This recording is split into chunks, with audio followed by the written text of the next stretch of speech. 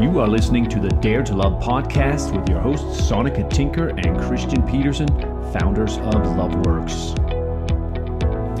Welcome to today's podcast on how to create more intimacy in relationship and in general improve your communication with each other. You know, I will say, starting off the bat here, that creating intimacy and improving communication is an issue for many couples. I remember a woman once calling me to say that if she could do it over, she would have picked a different man to be her husband. She said, he just doesn't hear me when I communicate. Another gentleman told me that after almost year-long separation from his longtime girlfriend, he was finally ready to work on his relationship. He said, we both feel so judged by each other. We just need to learn how to listen better to each other. I have also heard from many couples who contacted us to say that their intimacy in their relationship is practically nil. They feel really estranged from each other. They don't have much sex or deep, sweet conversation with each other anymore, and both are feeling very, very lonely in the relationship. So, you know, I just want to say relationships can be challenging sometimes, and it's so easy for us to fight about the same things over and over. It's really tempting to lose ourselves in our favorite screen and hope our problems will go away all by themselves. It really takes a lot of courage to improve our relationships and to dare to learn a new way to communicate with each other. And it takes an even more courage to reach out when we feel distant, hurt, or angry. So in this podcast, we're going to be offering a few different ways to increase intimacy and improve communication in your relationship. One of the questions we hear a lot from the people we work with is exactly this, right? How do I create more intimacy and connection in my relationship with less reactivity and judgment? How do I get my partner to talk to me? How do I get my partner to listen? Women generally like to talk more than men. Now, I'm clear that's a generalization, and there are certainly some men who like to talk more than women. Some studies say that women speak on the order of 21,000 words, tones, and gestures a day, while men land at a third of that. Women talk to feel good, to connect, to be close. Men, on the other hand, have a different purpose for communication, often, and that is to produce results. This sometimes explains the disparity between men and women's desire for talking. But as research proves, talking is good for both men and women. When we communicate intimately with one another, we produce a hormone called oxytocin, and this hormone is a feel-good hormone. Some experts actually call oxytocin the bonding hormone because when we talk, we release oxytocin, and when we talk and we release oxytocin, we feel connected, we feel close, we feel emotionally intimate with the person that we are talking to. Now, there are many benefits to intimate communication. When we talk, we feel connected. When we feel connected, we feel love. When we're in love, we're happier. When we're happier, we feel freer to express ourselves. We're more open to sex. We're less likely to stray. Not only that, but we just have a way better life. Communication is essential to healthy, loving relationships. There's no two ways about it. And when communication breaks down, we all know the relationship is headed for trouble if we don't intervene. We all want to love and be loved. That is one thing we all share. We all value and crave connection. Now, there are many ways for us to reach out and connect with one another. It's not just through our words. Communication, while it includes our verbal communication with each other, it also includes our nonverbal communications with each other. Touch, sex, eye contact.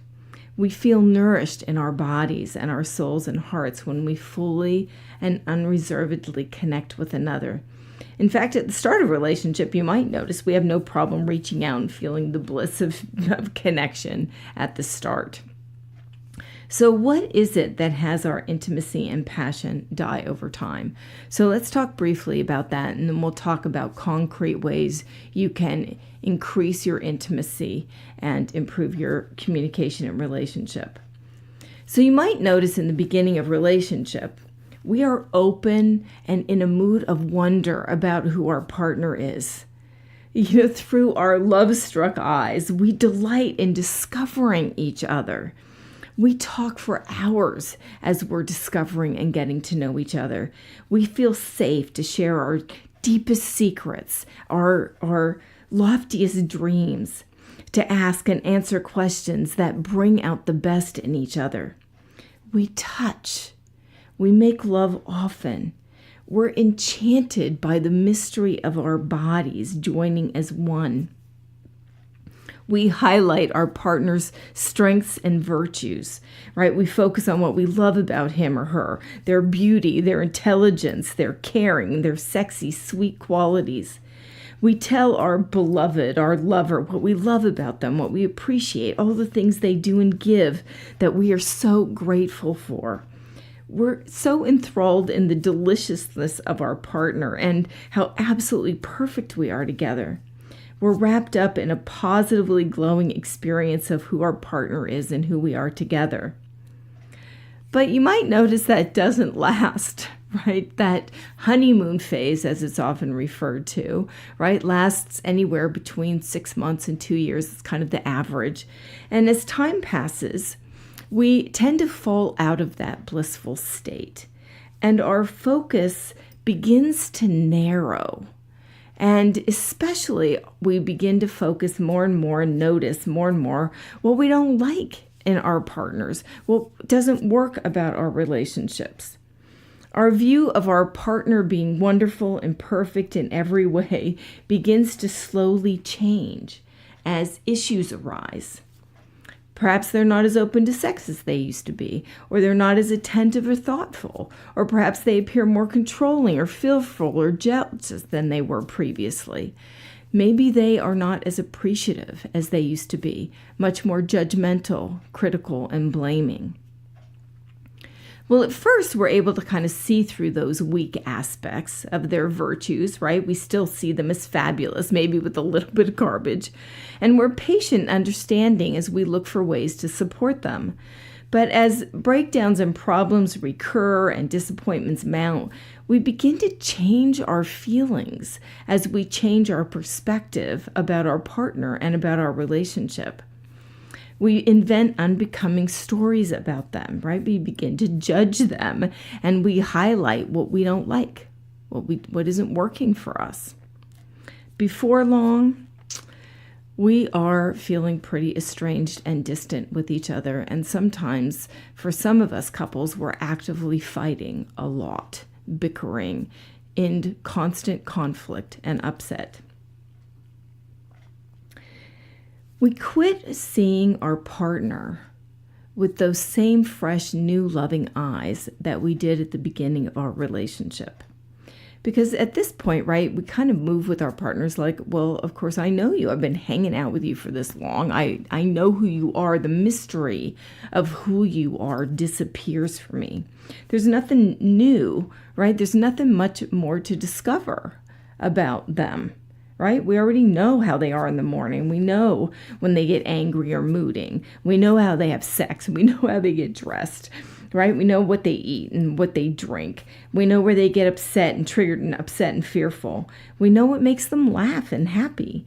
We know how they sleep, how they look at different times of the day. The magical mystery that is present for us during the honeymoon stage at the beginning of a relationship gets replaced by our habitual, repetitive interactions with each other. It really does appear to us during these times as if there's nothing new to discover about our partners. And especially when we feel in breakdown around relationship, we also feel frustrated that our partners are not being with us like there's something new to discover. That also has us feel frustrated when we're trying to communicate something to our partners and they appear disinterested, or they judge us right away, or they react and don't take the time to really hear us. Now, this knowing sense of our partners comes with a lot of stories and labels. Right? If I was going to ask you, for example, to describe your partner to me, you would have a descriptive list of all your partner's qualities and activities, right? You would be able to tell us who they are.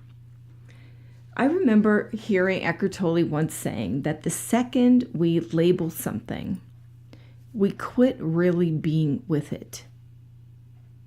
Think about that for a moment. When you label a tree, or when you say, oh, that's an oak, or, that's a maple, the second I label that tree, I quit really seeing the intricacies of the tree.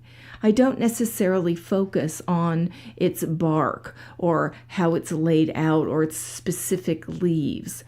When I'm present to the label of it, it's like it gets lumped into a category, and I quit really seeing it for its individuality. I quit focusing in on the specificity of this particular tree. I quit delighting in the discovery of it, the experience of it. It's a little bit like, oh yeah, been there, done that, right? I've already seen those kind of trees lots of times. Well, the same is true of our partners, right? When we interact with each other like a label, like we already know who the other person is, we quit really seeing them anew. Unfortunately, this way of interacting with each other kills off intimacy and passion. Our labels and our stories of who our partner is, right, our habits, take over.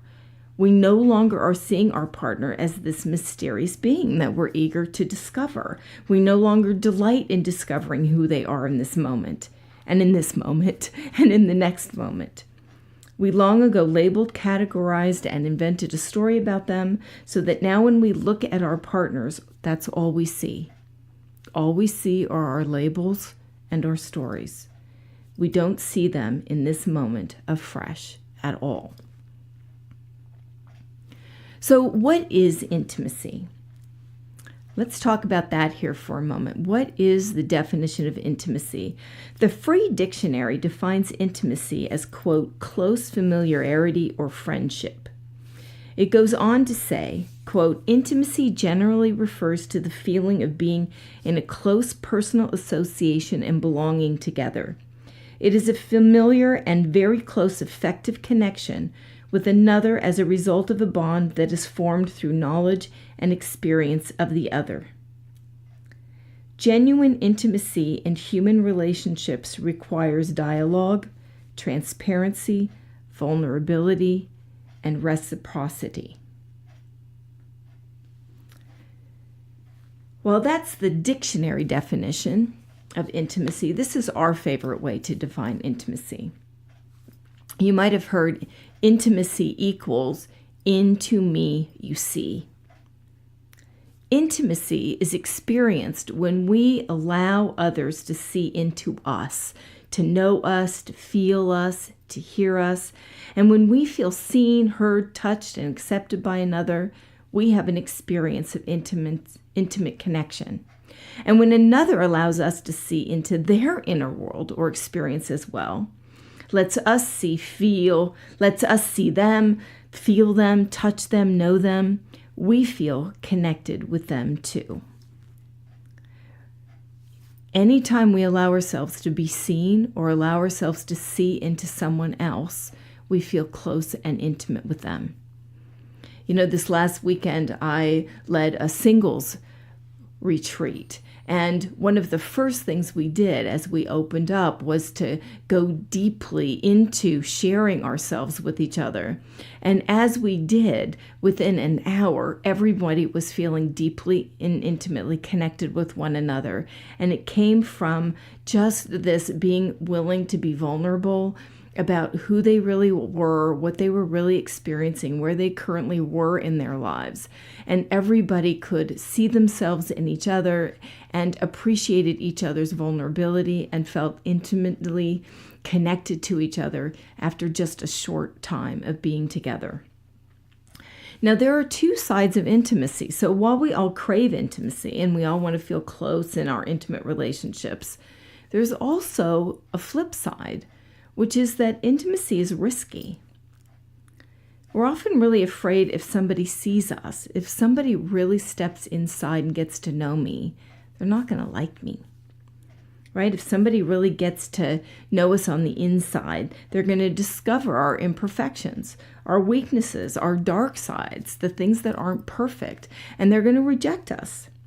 So when we take a risk to share our own vulnerability, we get scared that people are going to think less of us. We get scared that we're going to lose love. We get scared that we're actually going to have less intimacy when we openly and honestly reveal ourselves. But think about the reverse for a moment. When others take the risk to step out and be real or vulnerable about something that they're thinking or feeling, don't you see that as courageous? Don't you actually love them more? Actually feel them in your heart more?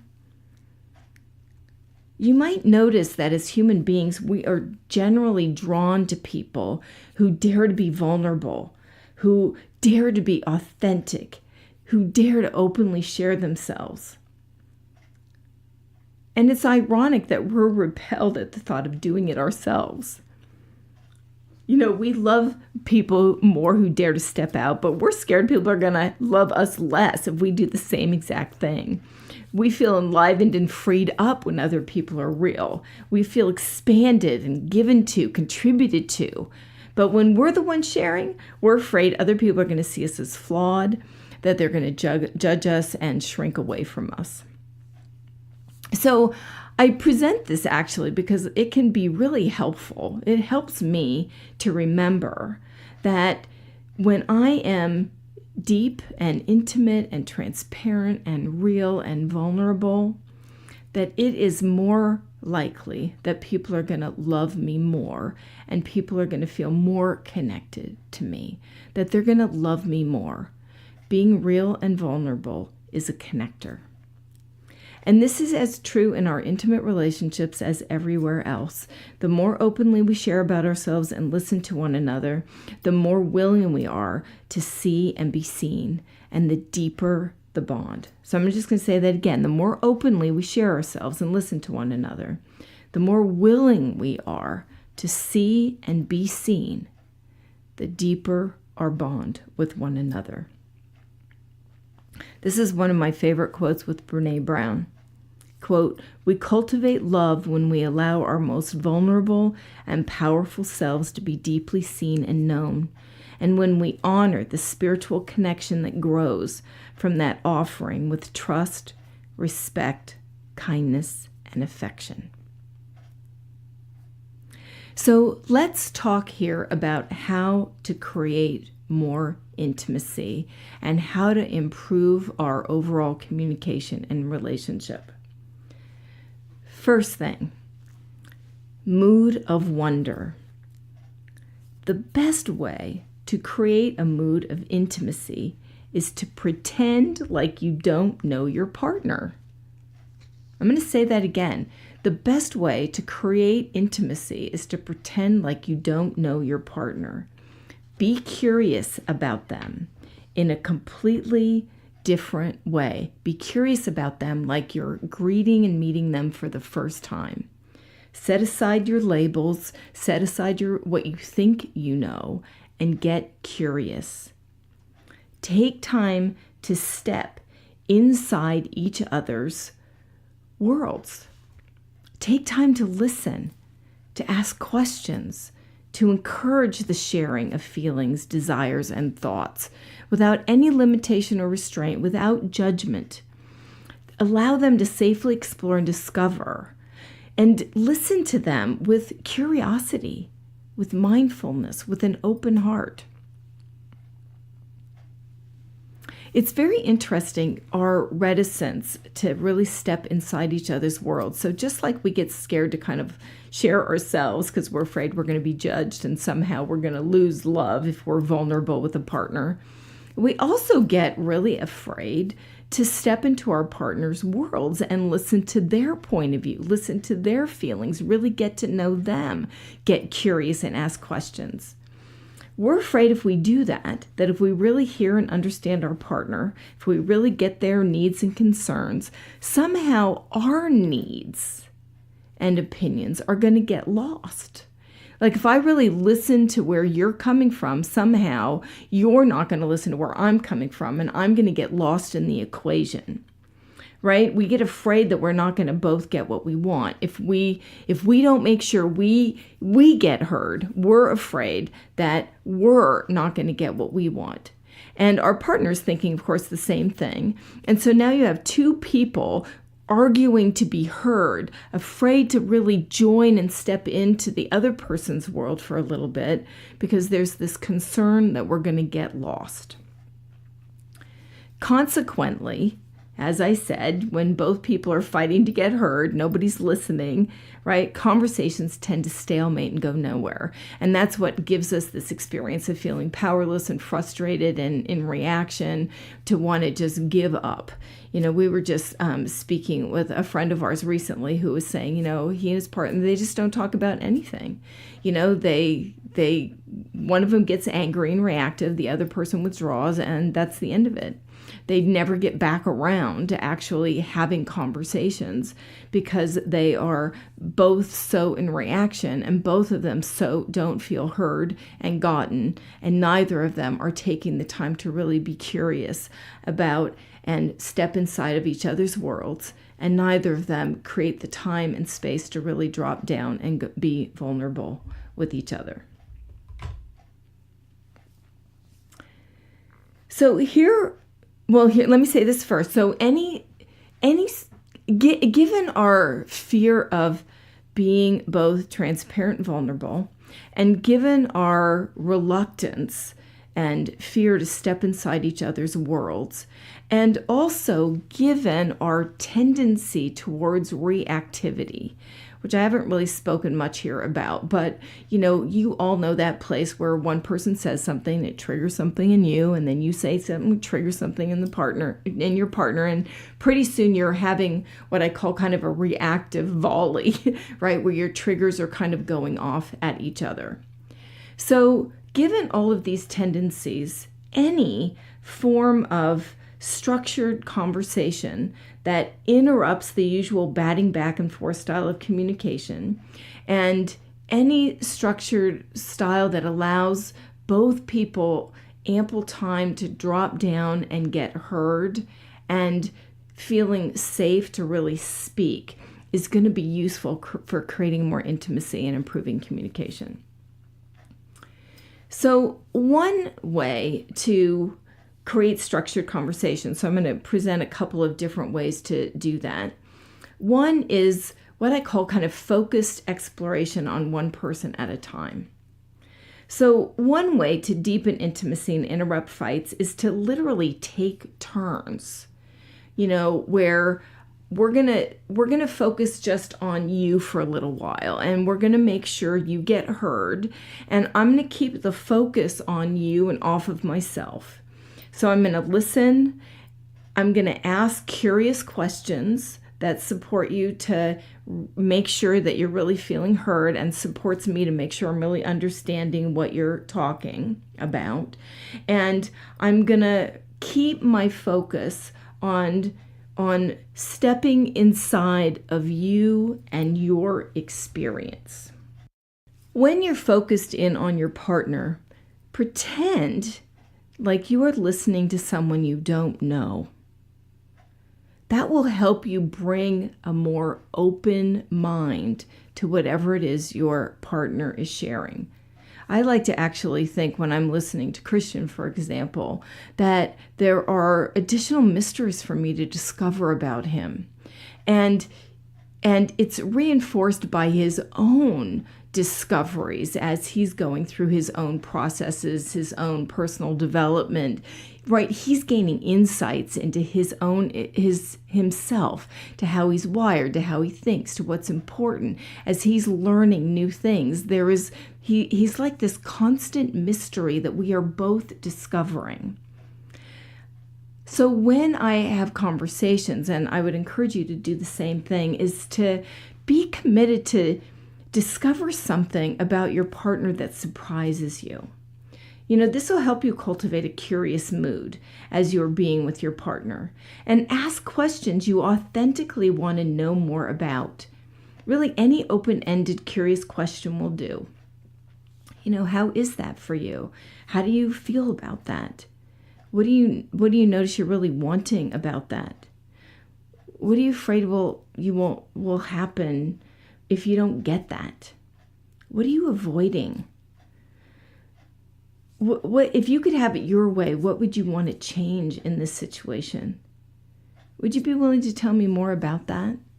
Is there anything in particular you really feel like I'm not getting that you really want me to know? Why is that really important to you? Could you flesh that out a little bit more for me? What is it what is kind of at the bottom of that has it be so charged for you? If you could go back and do this over or do this differently, is there anything you would change?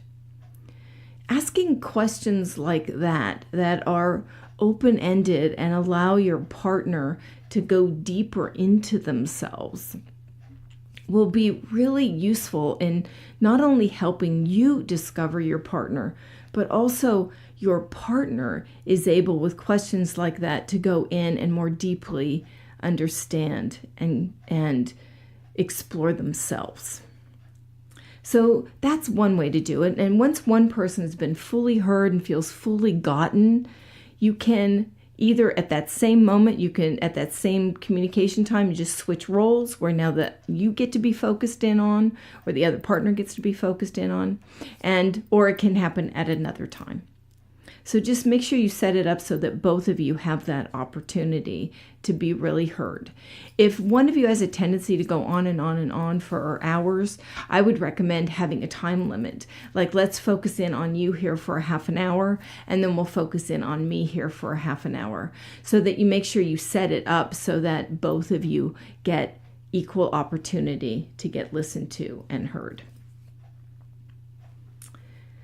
Another structured form of conversation that we particularly value is what we call heart shares. Now, heart shares are a variation of the Native American talk circle, right? Where the person with the ceremonial pipe has the floor to talk without interruption. Everyone else just listens to that person until they're complete and the pipe is passed. Heart shares are similar in that heart shares are both of you taking turns talking without interruption until you declare you are complete, and the partner in response to your heart share says only thank you. Now, I will say what is really great about heart shares. Well, let me set it up for you first, and then I'll tell you what's really great about them. So what's for couples, how you want to do heart shares is you want to set it up where you're sitting near or in front of each other. And it's really great to do it with your eyes closed so that you avoid any visual distractions. And, because we have a tendency to know our partners well, if we say something and our partner, rolls their eyes or looks away or, we're now in reaction because we begin to make up what our partners are thinking about what we're saying. And that takes us out of our own personal experience. So doing heart shares with your eyes closed are a really great way to keep your focus on yourself when you're the one speaking. And it also allows you as the listener with your eyes closed to really focus on listening to your partner from a different place. And again, I recommend in heart shares, just as in focus sharing, that you listen to your partner as though they are a mystery to discover, as though you don't know who they are or what they're about to say. And sometimes I even take on listening to my partner as though God were speaking and that there was some specific message for me that would be of use to me and to our relationship that is being communicated through my partner to me. So it's essential to do heart shares with your eyes closed, both to eliminate visual distraction, and it's also useful to just eliminate distractions in general. Turn off phones. If you've got children, set them up to not interrupt you. Set aside computers so nothing is pinging or dinging to interrupt you, so you can really focus. When you do heart shares, you want to talk about yourself. So speak honestly and vulnerably in I statements as you go inward to discover and reveal your inner self. Avoid you statements, avoid put downs, avoid criticisms, so that you help make it easy for your partner to stay with you and really listen to the depth of what it is you want to share. Again, you share whatever it is you're inspired to share. I like to think that I'm putting my internal discoveries on external speaker. So I'm not reporting stuff I already know, or I'm not saying stuff I've already said to you 16,000 times, but I'm kind of dropping below the surface and discovering what is underneath what it is I'm trying to say, and getting deeply into the vulnerable feelings and my sincerest desires in my heart shares. Partner listens without interruption. No questions, no noises, no touches, just listens without interruption. And whoever has the floor speaks until they say they're done, or if until the agreed upon time is up. So same thing with heart shares. You can go as long as you want, or you can set a time period so you make sure you don't go too long and both people have a chance to share. And then after saying thank you, then the other person has an opportunity to share. The challenge, I will say right up front here about the second person going, is you want to make sure, again, that you're dropping down and sharing from yourself, your own feelings, your own thoughts. It's not just a delayed reaction to everything your partner just shared with you. So this is a really great structure for making sure you take turns, supporting you both to listen and not interrupt, and to make sure that you both have time to talk and be heard. And I will just say that this has been one of the most powerful practices for me to learn actually how to not react to my partner, but to really listen. And it's just been completely useful. Like one of the things I noticed here, I'll just tell it like a little piece here that I'll add from my own personal experience. What was great about doing a heart shares is that I really did learn how to not react and how to let my partner explore. And one of the things I really noticed is that sometimes the things I wanted to fight with them about to make sure they actually got to all by themselves when I gave them the space to explore themselves. And I really learned that all of us actually have answers inside of ourselves. All of us really do know what we really are wanting underneath. And that when we have the space to drop down, we will move through anger and fear and sadness and return ourselves back to love, appreciation, and gratitude, often when we have the space to do so. So that is a powerful, powerful practice.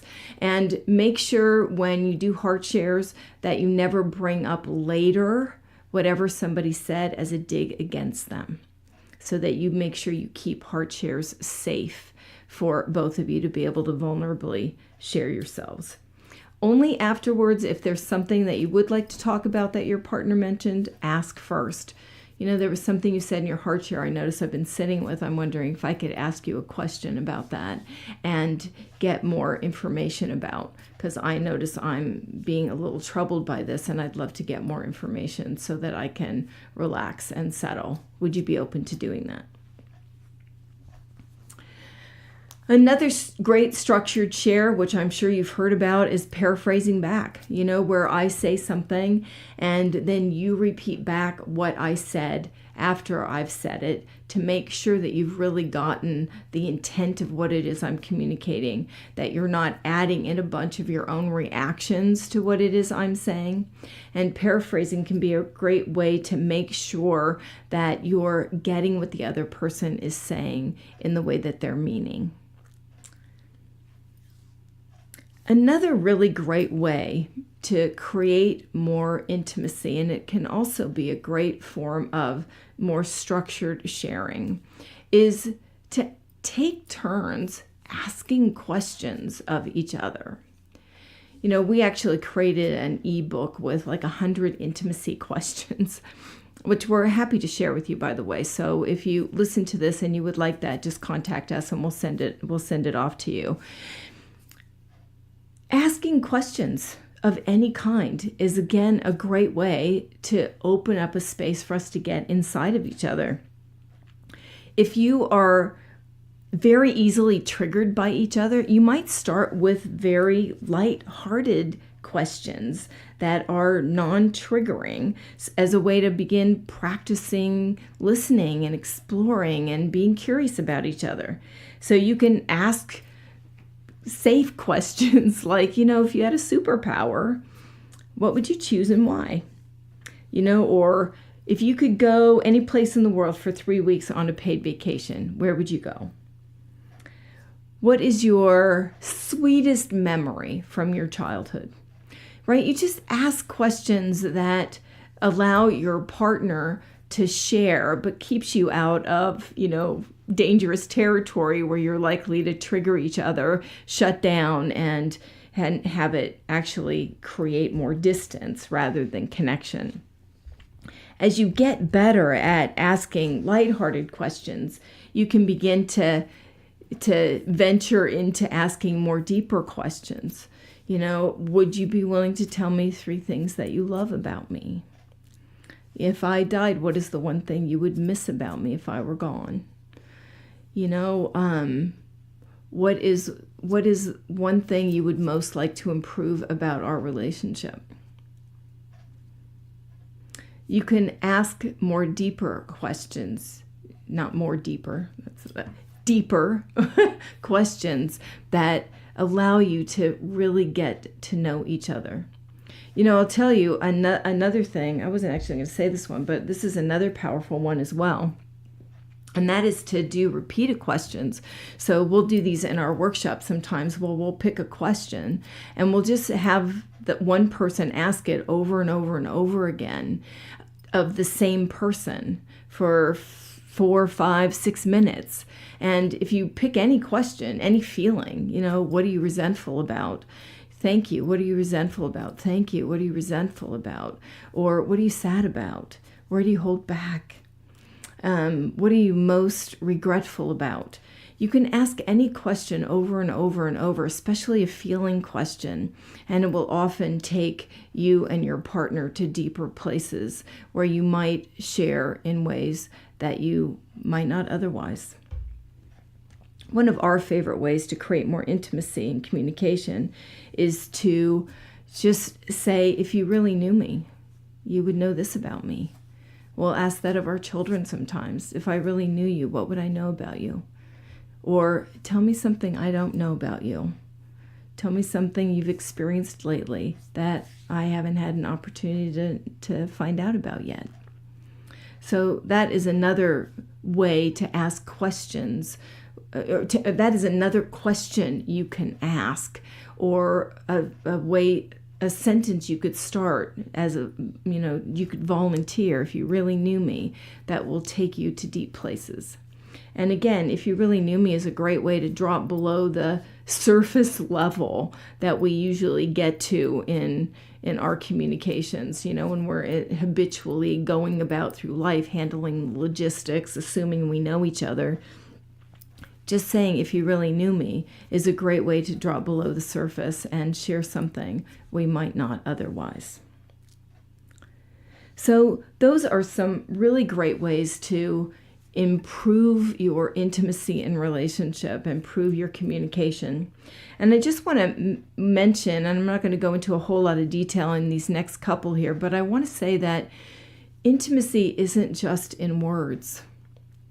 It's also created by how we are with each other. So another way to create more intimacy here is eye contact. You've probably heard that the eyes are the windows to the soul. In the beginning of a relationship, we're looking at each other all the time. And as we get more estranged, we actually quit making eye contact. So when we slow down enough to look into each other's eyes and really connect, we can create for ourselves a real experience of intimacy.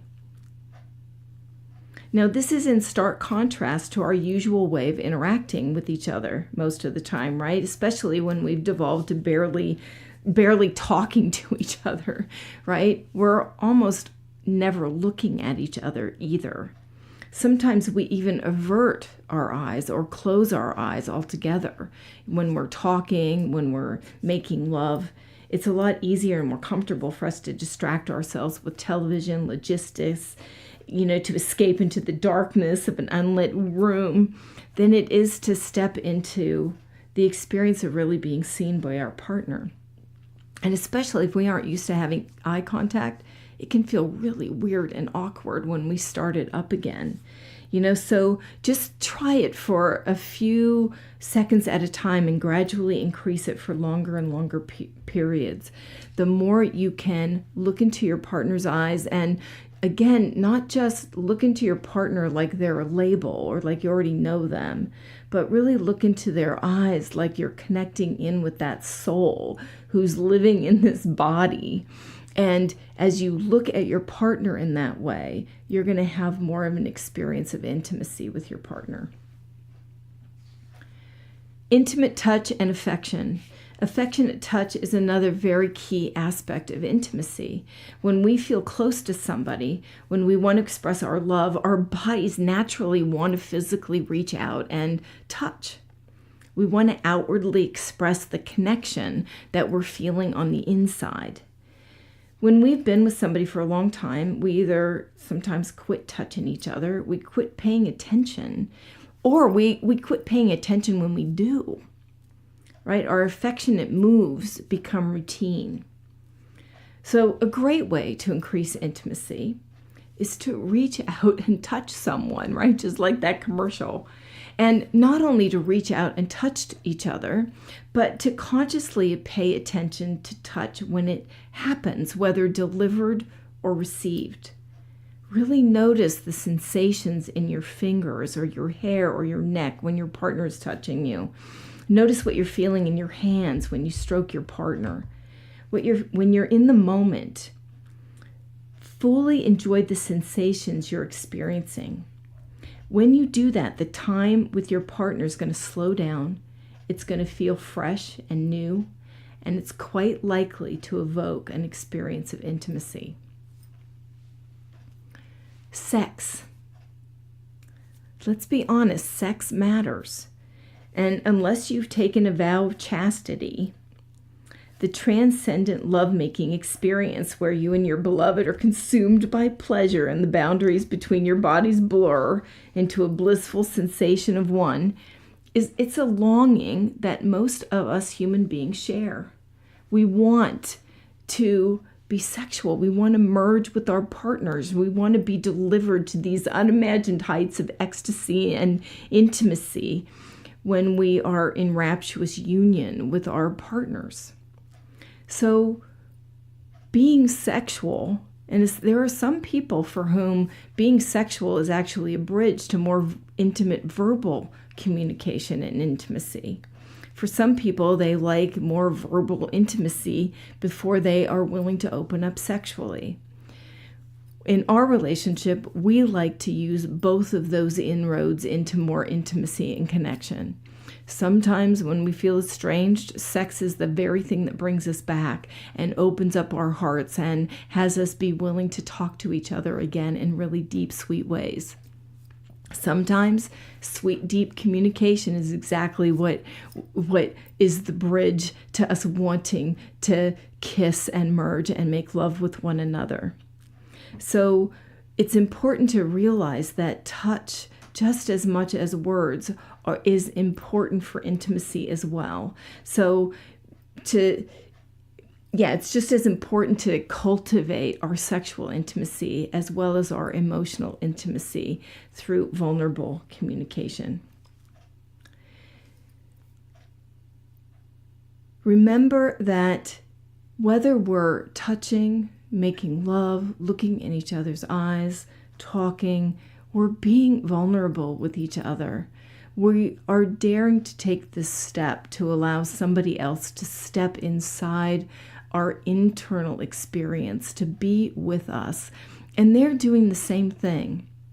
It takes great courage sometimes for us to step into these intimate places, especially when there's hurt and anger and held resentment in the space from sometimes years and years of hurt and past hurts.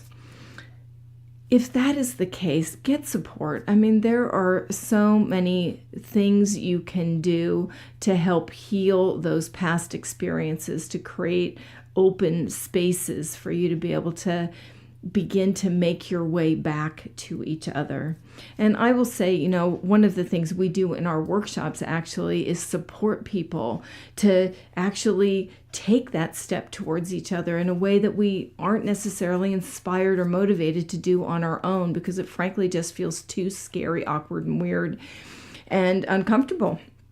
And so when you get supported by somebody else who is helping you talk to each other in these new patterned ways, helping you look at each other, helping you reach out, it can make it easier to get a new pattern of intimacy and connection going that you can then later more reliably sustain on your own.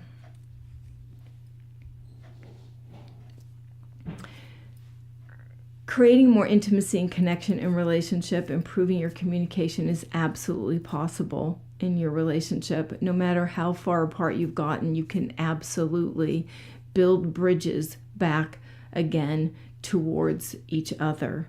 And hopefully you can try out some of these different ideas that we presented here in this podcast. And again, if you need or want support, feel free to reach out to us or any other professional, attend workshops, you can do phone sessions, in-person sessions, get supported to take these steps towards each other if at first trying them on your own doesn't work. And really, little steps go a long ways. When you just take the time to stop interrupting and listen, just that by itself is huge. Asking a legitimate question you're curious about is going to have your partner feel so much appreciation for having the opportunity to be heard. Don't underestimate how even just one new way of moving with each other can create huge shifts in your relationship experience. So here's to creating more intimacy in your relationship. We look very forward to being with you next time. Thanks for listening. You have been listening to the Dare to Love podcast with Sonika Tinker and Christian Peterson, co-founders of LoveWorks. And hey, if you found this podcast to be valuable, would you hit the share button and go ahead and share this with your friends on Facebook, Twitter, or wherever your favorite hangouts are. Thanks so much for sharing the love.